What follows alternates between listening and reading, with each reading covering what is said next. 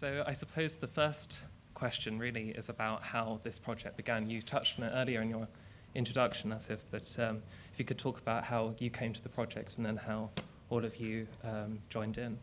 You know, the first person who was on the project was Vincenzo, actually, because he was doing the music. So I came on it when there was already a show that had been rehearsed, and they'd been working on it for quite some time, and there was this idea of, like, it's never going to be seen. It won't. There's no audiences allowed in, so the only way the show may have existed at that point was if someone recorded it, and often dance, always I guess, is recorded in some form so that everyone can memorize the dance for when it comes back a few years later. And then somebody had the idea at ENB to say, let's do something else. And Akram, I think, really loves movies and likes the idea of cinema and has been asked to do things with film directors over the years. Danny Boyle and various people have done projects with him, smaller things. And so that's where the idea of it becoming a feature film when I came along. But I don't know if Vincenzo wants to say something about the kind of the process of the music and the dance and how that was all created. You're putting me on the spot straight away. Thank you. He's only just arrived. We'll bang, get in there. Yeah, exactly. Well, the process of the music and the ballet, consider me and Akram have been working together for many years when we started to work on this. So the process for us is that we get together from the very, very beginning and talk a lot. There's a lot of talking around the concept, the ideas, and usually we start with one idea and it becomes, it goes into 50. And then, we go away and do a little bit of work on our own and come back and start to work together. So the whole thing is quite organic, The very, very first week, I remember going to the studio, it was Akram and Jeffrey. That was it. And I came to the studio and we started to play with Jeffrey with his movement and what could we do with movement and words more than sounds at that time, which then became the speech, the moon landing speech, which then became the Because of What You Have Done track. And this is just to say how it all started, just 3 people in a room playing with basically movement and the sound of the voice, which then became what you experienced right now. Amazing. It's such a gorgeous film. I'm a huge fan of it, and I hope that everyone else enjoyed watching it as well. I think the thing that really stood out to me first watching it is the difference between this as a film and compared to sort of recordings of ballet that are often put into cinemas. So the opening of the film really sort of announces it as something that we're going into as a ballet film rather than just a sort of recorded ballet. What was the decision-making behind the way to open the film to sort of introduce us into that landscape? So for me, that all came from, I then went along a long time after Vincenzo and watched Akram rehearsing. And I was just sat on the floor as he was working with the dancers, and they'd be off in a corner doing some really detailed thing for hours on like an expression or a hand gesture or a movement or a turn. And so as a director, I just thought, I'm watching a director working with actors here. So I get this. And it's fun watching other directors working because it's less pressure if you're watching them do the work. And then all I was thinking was, okay, where am I allowed to go and walk on the stage? I wonder if anyone mind if I walk on the stage. What if I stand here? I wonder if I went around the back of the set. What if I looked through the set and I went and I'd run up to the top and say, and I was just looking for angles of how can I see what they're doing and how could I, if I was going to film this, how would I film it? And at this point, honestly, there wasn't a script in a kind of normal movie way. I hadn't seen the dance. I didn't know the story. I didn't know if there was a story. I didn't know anything about it. So I was just watching him work. And then at some point, everyone started running, like in a very kind of theatrical kind of way. And it went dark, and then they pressed play. His mad, loud music came on, and then they just went for it. And I think I only saw the first act. And I was like, bloody hell, that's hardcore. Yeah, it was like really in your face. And I was still sat there, imagine row 1, but on the floor, with my phone, just watching it all. And I figured Creature was the main character, so watch him. And I just followed him for 45 minutes with my phone. And I was like, I think this is a film. I think I could shoot this. I think we could do something. And because of all of the work Akram does is so detailed, I realized that, and Jeffrey is so amazing, and Erina is so amazing, they were performing in close-up. So I knew that whatever happened at the beginning, we'd start in close. And it was always going to be a decision of how long before we come to the classic wide shot that you would see if you were at the theatre. Very rarely do we go up high, which is what I would get if I was sitting in a theatre on a back row or somewhere. It was always like looking up at them seems more interesting, or through them, or being in the middle, and then saying, why, starting with Daniel to push it, saying, what if we're on the set, in between them, and we get coverage? And once they kind of trusted us, I think we were able to then start breaking it into pieces more and more and more to try to make it into a film with dancers. And were you showing that film to Daniel? Did you sort of work from Asif's recording? Well, the first I heard of it, actually, Asif called me, sent me a little video clip, said, you've got to get down here. So I got a COVID test, and I went down there immediately. And I sat on the floor too. And I think, what's interesting, I think, is when you take a piece like that, it's a theatrical piece, but the challenge was to make it cinematic. And there's a trade-off between ballet purism and, and cinema and theatrical, narrative content, really. And again, I was working it out too. Neither of us really. It took us a while to figure out. And that's one of the challenges, I think, of making the film, is that you're trying to guide the audience. Because in a live performance, you don't have that opportunity to zoom in, focus on a particular character, go around to reverse action. But I think what we found pretty quickly was that the actors, dancers, were worthy of a lot of close-ups. And what you got in those close-ups was a way to express and identify with them, and all those things that you might not get at the back of the theatre. Yeah, definitely. And I think that those sort of close-ups and that the editing by Sylvie Landra as well, it really is what takes this into the sort of cinematic territory. In terms of how that works with the music and the sound, how was that working for you? Because Vincenzo, you'd worked on producing the score for a sort of run-through performance, but when you're actually sort of scoring it for an edited piece of film, and then also working with Stephen in sound design, how does that sort of manifest itself for you? Well, the editing was poor them, because in a way they had 90 or so minutes of music that was quite complex to cut. So there was a lot of back and forth between me, Asif, Sylvie, everybody, to be honest, to really make sure that we weren't losing sync between the movement and the image and the music, the parts of the score. But there were obviously moments where we had to edit down. It was mad, to be honest. I remember even having to cut some of the music midway in order to cut the scenes. For me, personally, it felt like a blessing, because I had the possibility of seeing the baby, the creature, from a completely different angle. So the music, I was discovering new things, and I was very happy. I'm a big fan of 6 different edits of the same idea, to be honest. So that was fantastic. And as for the sound design, I was telling Stephen before, in a way, when we work on stage, we either really choose to hear the realistic sound, so the breath, the feet, and everything. So we make it part of the score, or we drown it in sound, because to me it breaks the magic, it breaks the dream. But obviously, going on screen, we need that. So that's when Stephen did this fantastic job of bringing a whole different level to the sound. I think that was the really intriguing part of the whole project, was going through a live ballet performance, and then what something is going to, how it's going to work in the cinema, and what we can bring in terms of how the sound can work with focusing in on the narrative, focusing in on the faces of the dancers. And it was a lovely moment when we first went into the English National Ballet, their new headquarters, and this was right in the middle of lockdown, and no one had seen any live performance for ages. And you open this door, and suddenly there's 40 amazing dancers performing. It was just kind of, and they were so generous with their time, and they were intrigued by what they could contribute to the process of a very different way of working. But it was just fantastic. It was so lovely to see people performing live. Yeah, it was, absolutely. Great. Yeah, I think the collaborative aspect of the film is so incredibly special.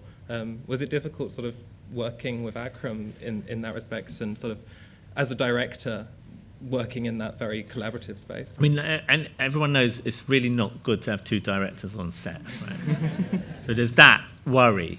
Yeah. And, you know, he's not here, so I can say he's like a god in dance, right? And then I come along, and there's one AK too many, right? So it was a really kind of interesting, like, right, so what am I allowed to do here without screwing it all up? So there was that.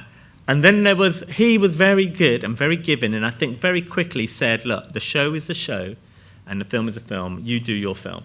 So it became like, okay, and there was a little bit of treading, like, what if we do this, what if we do that, can we try this? And a lot of it was yes. And also Akram was clever, that he choreographs it, he designs it, and then this is something I learned on the day, pretty much, that once he's designed it, he's gone and he leaves it to his assistant directors, and he has two assistants who, one of them work with the leads and one of them works with a group and the background kind of dancers. So they were day-to-day the people that I was working with while we were shooting, really, and that made it a little bit less tense and pressured. And then if I wanted to do anything kind of major, like if we decided we need to change something, or, you know, there were points when I was like, I just don't understand what's going on, and he's like, it's a metaphor, and that's great, I love metaphors, but in a film, like, I've got to show something. Like, do I show that or do I show that? Which that is more important? And he'd be like, it's up to you, you know. And then eventually we go, no, that's not good enough. So then we'd talk about it, and he'd say, well, this, you know, maybe this. And I'm like, I can't see everything in a frame. Yeah. And then a couple of times he would say, let me think about it. He'd come in the morning and he'd say, give us 20 minutes or something. And they'd reorganize a sequence and they'd re-dance it in a different way so we could kind of shoot it. Or it made more sense to me, I suppose. So there was that part of it. But he was very good at just saying, you make the film. And he was off working on his next show. And I think that's a good way to do it, to be honest. And then as we were cutting, the important detail is, it is still lockdown. Sylvie, the editor, who's cut lots of all of like Luc Besson's films, amazing, loves dance, loves Akram's work. She's in Paris all the way through this. We never met. The whole thing was done like WhatsApp messages and Zoom calls, cut virtually without us ever meeting. So she would then do an edit, and when I had an edit, I'd put it on my laptop and I'd go and meet Akram somewhere and I'd show him a cut on my laptop, and then he'd be sitting there looking at it and I'd be hiding over there.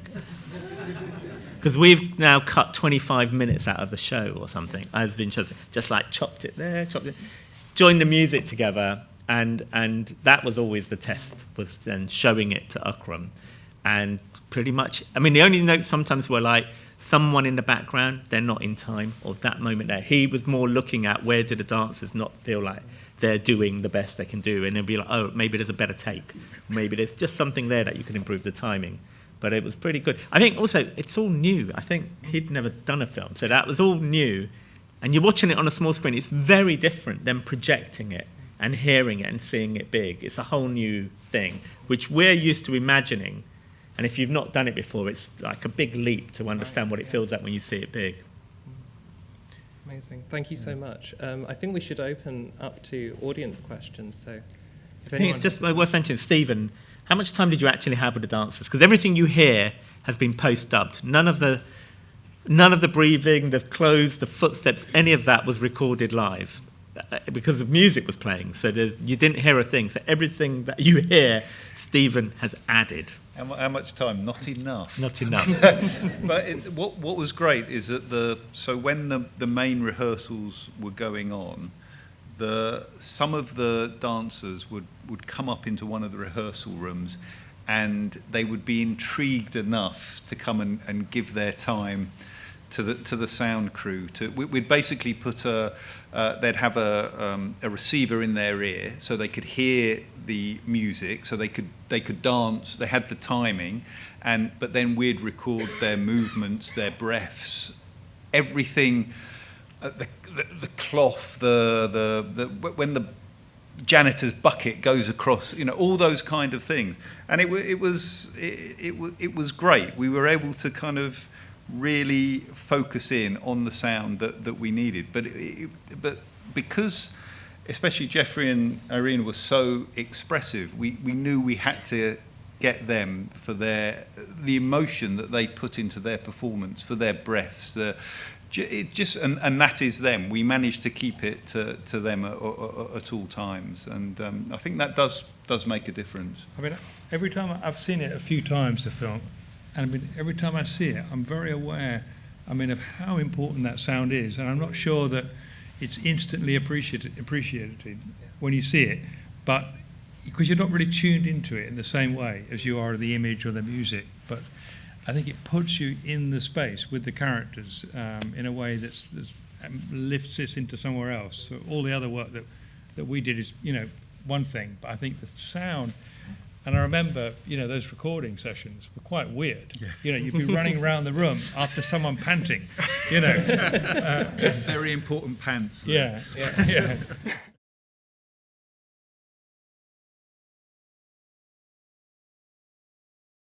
You know, what's interesting is this film was totally done backwards. We made the film, now we're doing press. I hear Akram talking about it, I go, really? That's what it's about. And so I'm still learning what the hell it's about. And I still see kind of things that are in the opening scene that he's sort of put in there that refer to things later on. And everything is repetition with him. And it's really interesting how much is layered in and layered in and layered in. And then he'll come in and he'll just chuck it all out tomorrow. And he'll have spent ages working on something. And then the next day, he'll go, I'm bored of that. Get rid of it. And so a few times I was like, you know that scene that you chucked out on Tuesday? I quite like it. Can we bring it back? And so that was the conversation I would have with Akram, is he'd get rid of things and I'd go, I preferred that. Right. I'm going to say it out loud, Akram. I preferred that. The show is a show, the film is a film. In the film version, can we do this? And he'd go, okay. So there was a point when they went like that. The film and the dance live show became totally different things.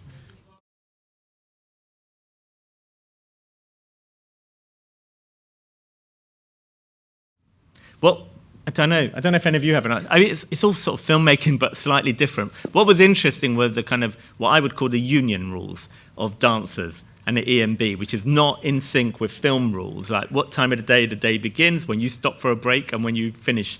And dancers have to come in and they warm up and then they work for a few hours and they have to have a break at a certain point. No matter what, we stop. And then they have to kind of have another moment because they're like, you know, they're athletes or whatever. So that was the one thing that I remember, like, us having to work slightly around. And it was interesting, kind of the hierarchy. Like, I think we were in third place from, like, EMB, Akram, EMB, us. Which normally it's the other way around, right? When you're the director and you're the filmmaker, you make the rules. Everyone jumps when you say jump. No one jumps when we say jump. We were like, can they jump again? No, they can't. Okay, fine, we got it. You know, there was a bit of that. Which was interesting, until they trusted us. So that's the main thing. Whether or not that means that we've learned anything, you just have to, filmmaking is just about, you have to get it. You know, you just, wherever the weather, whatever happens, you've got to get the shot and you move on. And the main thing, I don't know if we've mentioned it here, we had, you know, feature films, most of my films have taken 3 to 5 years each. This one, we had 10 days to shoot the film. 1 week prep. 1 week to prep everything, 10 days to shoot it, and we were like, we should make this a feature. Don't know how, but we shoot it in 10 days. My first feature we shot in 66 days, for example. This is 10 days. And then I think we had 3 weeks to edit it. So we made a feature film in 2 months. And it was great. That was the best thing about it. I wish I could do that more often, is just make films quickly in between the long films. I don't know if you want to say, Daniel, something about the camera side of it, of how many cameras and how did you manage to figure out how we're going to shoot it in 10 days? Well, we realised 10 days isn't a lot. And we pretty quickly realised that what we had to do was capture the dance in 2 halves, Act 1 and Act 2. So we would spend the Monday of each of the 2 weeks we were working, filming run through, and week 1 was Act 1 and week 2 was Act 2. But the dancers could do it. They could do half the performance about 2.5 times a day. And so that was a real shock to me, that we couldn't do more than that they physically, you know, the strain on their bodies meant they couldn't do more than a very limited amount. And normally with actors, you know, you can keep them going if, you know, with the greatest respect. Remember where we are in the hierarchy. And but the difference, I guess, was you got something spectacular, you know, and they would, as you know, like you were saying a minute ago, everyone's just hanging around, and then snap, they go into kind of their full A mode, like instantly. and there's no mucking about once the camera's rolling. Whereas, actors, it's sometimes different, takes a while to warm up, but they were straight there. And then we would shoot different components during the rest of the week. We'd go in for certain scenes, and that did involve some restaging sometimes in order to get the camera into certain places that were in the way of the dancers. Pretty much, wasn't it? Like almost every take we'd changed camera position. Yeah. There was very rarely 2 takes from the same place. So you do a take, we might have 2 cameras that we could operate. My phone, I'd chuck it in somewhere, and we'd have a third camera which was owned by ENB. We were just like nicking whatever we could, and we'd just reconfigure to get some other angles and go again. And I think that was really important in taking it away from a film performance, in making it a film, because you have to use all the tricks you can to keep people engaged in a film without words, even when there's great dancing going on. No one's talking, and that's pretty unusual in filmmaking.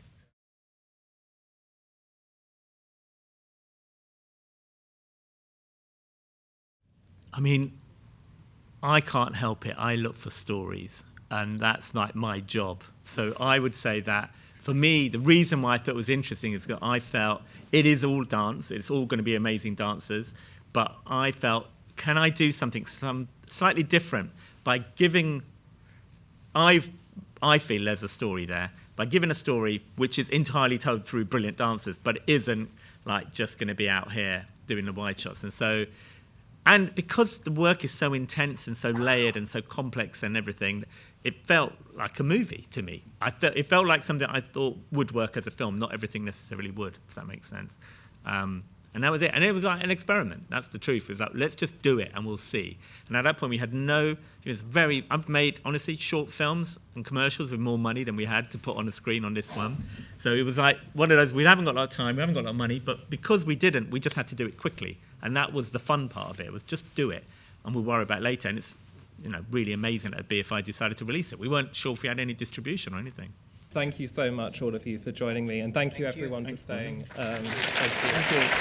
Thank you. My pleasure.